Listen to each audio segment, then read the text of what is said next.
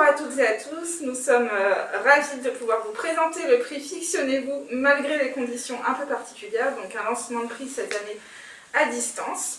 Alors, comme chaque année, le prix Fictionnez-vous, c'est un prix roman. On vous propose de lire 6 romans sur un thème particulier. Donc là, il s'agit des premiers romans. Vous allez avoir du mois de novembre au mois de mai pour lire la sélection qu'on vous propose. Et vous allez voir, c'est une sélection très variée qu'on va vous présenter tout de suite. Je commence avec Les Déviantes de Capucine Delattre.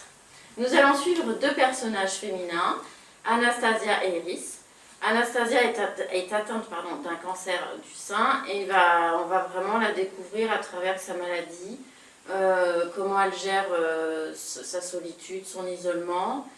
Et puis va arriver ce portrait d'Iris qui est son amie. Elles vont réussir à se retrouver, s'épauler, parce qu'Iris également a aussi un mal de vivre. Donc on assiste à une grande amitié et à 2 femmes qui sont face à leurs problématiques de vie. Alors je vais enchaîner avec Dans la vallée du soleil d'Andy Davidson. Alors c'est un roman qui est assez difficile à classer, je dirais que c'est presque un roman transgenre puisqu'on va toucher le roman noir, le polar horrifique, le fantastique, avec une petite ambiance western aussi un peu par moment. Donc voilà, vraiment un roman très surprenant de ce point de vue-là. Ça se passe au Texas dans les années 80 et donc on va rencontrer Annabelle, une jeune veuve qui vit avec son fils dans un motel un peu miteux qu'elle essaye de remettre en route. Et Travis Stilwell, qui lui est plutôt un genre de vagabond des temps modernes, qui se balade avec son pick-up et sa caravane, va atterrir sur le terrain de son motel. Et quand il atterrit là-bas, il est recouvert de sang, il a l'air assez épuisé, presque vidé de son énergie. Et on sait peu de choses de lui, mais on sait que le long de sa route, il a semé des tas de cadavres féminins. Et parmi les femmes qu'il a croisées sur sa route, il a croisé Rue, un personnage assez particulier, une femme qui continue, on va dire, de le poursuivre, de le hanter, qui puise son énergie jour et nuit. Et donc très vite, il arrive dans cet état-là sur le parking du motel d'Annabelle. Alors lui, il cherche un endroit où se poser, donc il va s'arranger avec elle contre de menus travaux pour l'aider à relancer le motel. Il va avoir l'autorisation de s'installer sur le terrain. Il va commencer à nouer des relations avec elle et avec son fils, mais il y a toujours ce côté un peu étrange. Qu'est-ce qui s'est passé réellement en lui? Qu'est-ce qui l'épuise à ce point? Ça va vraiment vous plonger dans une ambiance très particulière. Et je ne veux pas vous en dire trop de l'histoire, parce que c'est une des grandes forces de ce roman, c'est de réussir à nous surprendre énormément, presque à chaque page. On va être assez vite plongé dans un mystère. Par moments, on va avoir l'impression que le brouillard s'épaissit, des fois avoir un peu de lumière. Et vraiment, c'est ça la force de ce roman, c'est de réussir à nous surprendre. Moi, ça faisait longtemps que je n'avais pas été aussi étonnée et vraiment, comme je vous le disais, surprise à la lecture d'un roman qui est hors des sentiers battus. Ce qu'il faut de nuit de Laurent Petit-Mangin. Je retourne sur un roman plutôt tranche de vie sociale. Nous sommes donc remplis de sentiments par cette écriture. C'est un père de famille qui élève seul ses deux fils. Donc sa femme est décédée. Et on est immergé dans cette vie de famille masculine. On voit grandir ses fils. Il y a beaucoup de questions d'éducation.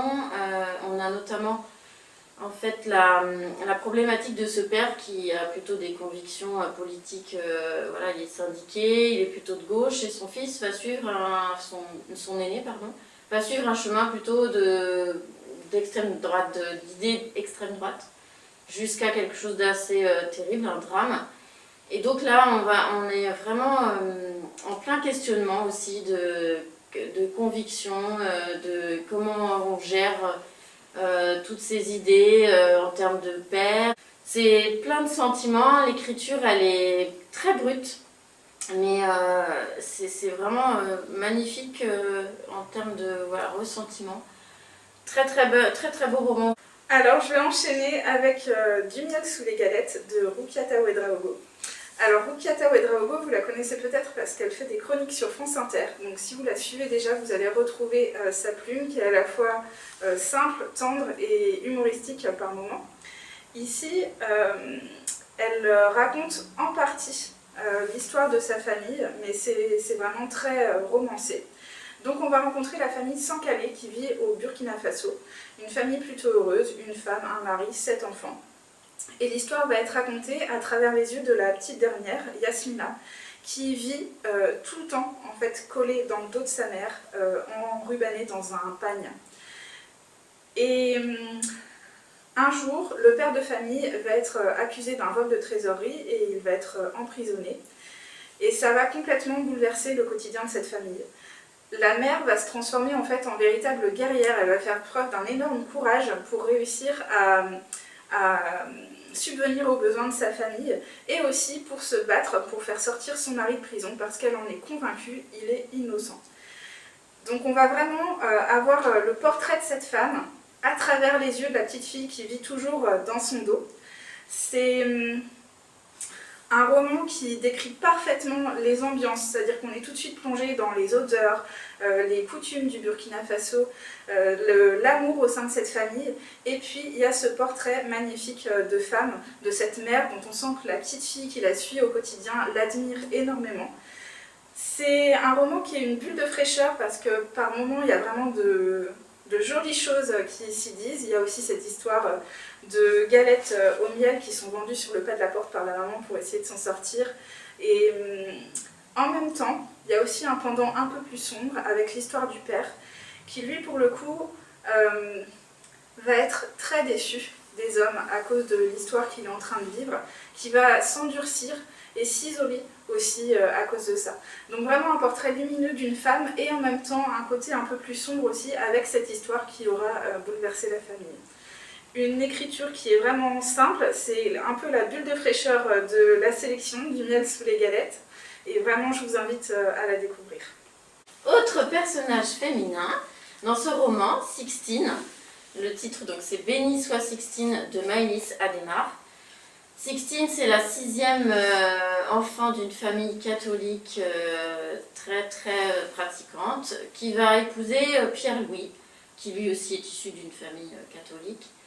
Et on va assister à cette naissance de Sixtine, puisqu'elle démarre cette vie maritale, elle va avoir un bébé, qui n'est pas non plus vraiment une partie de bonheur de sa vie. Cette grossesse est plutôt lourde à porter pour elle, avec les pressions familiales de sa belle famille, de sa famille. Et déjà, voilà, cette partie de sa vie est déjà un petit peu remplie de pression, de questionnement. Et puis son mari va vraiment faire quelque chose de dramatique et elle va décider de partir. Elle vivait à Nantes et elle décide de partir dans le sud pour vraiment changer de vie, réfléchir à tout ce qui lui arrive. Et dans cette vie, dans cette région, elle va faire des rencontres avec des personnes complètement différentes d'elle, qui n'ont pas du tout le même milieu social, les mêmes idées religieuses. Et ces rencontres vont aussi la propulser vers voilà, une nouvelle identité, réfléchir à ce qu'elle va faire de sa vie avec son enfant. Il y a vraiment des passages très touchants.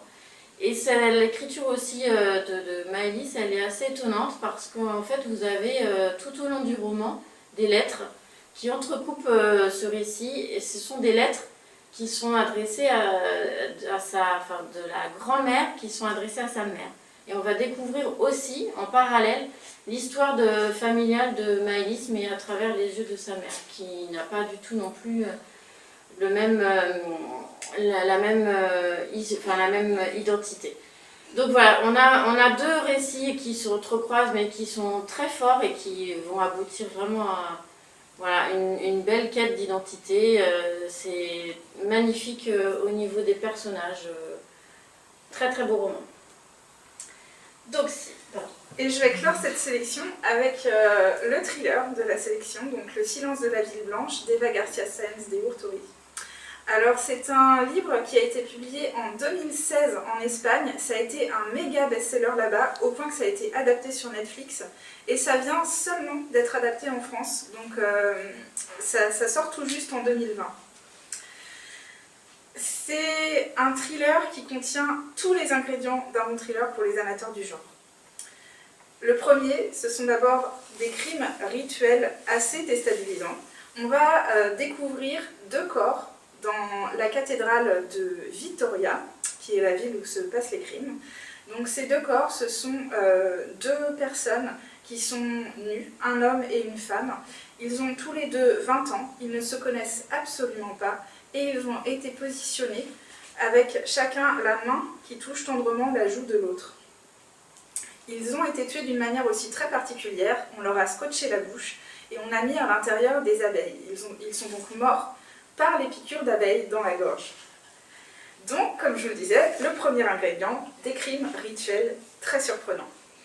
Deuxième ingrédient, un coupable idéal.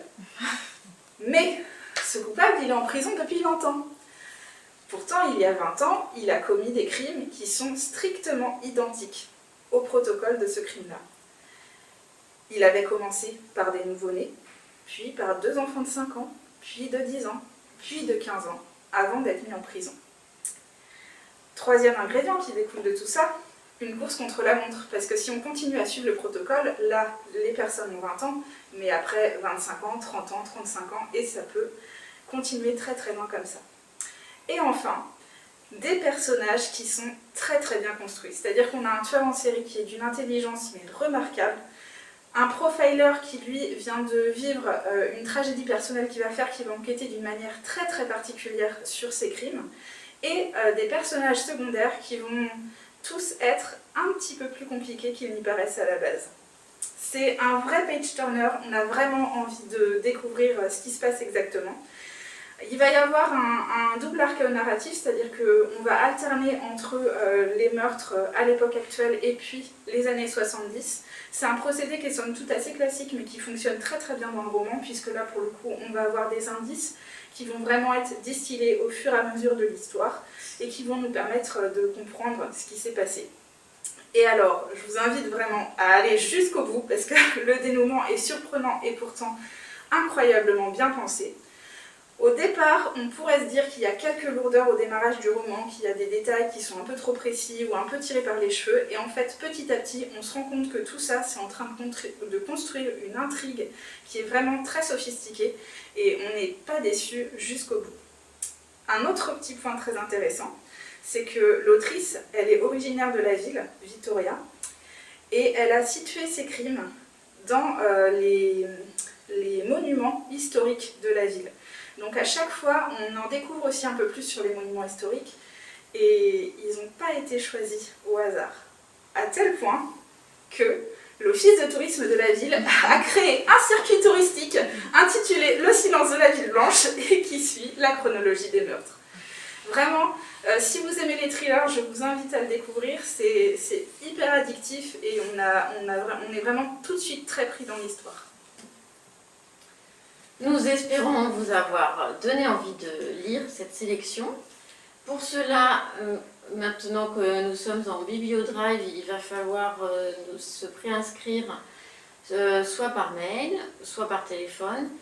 Et pour réserver les romans, passez également par mail ou nous téléphoner pour qu'on puisse vous les réserver. Ensuite, comme chaque année, ils seront aussi disponibles sur les liseuses, donc n'hésitez pas aussi à emprunter les liseuses pour lire les romans de la sélection. N'hésitez pas surtout si vous avez des questions, soit à nous contacter par téléphone ou par mail, ou même à poser des questions sous la vidéo qui apparaîtra sur la page Facebook. Bonne lecture!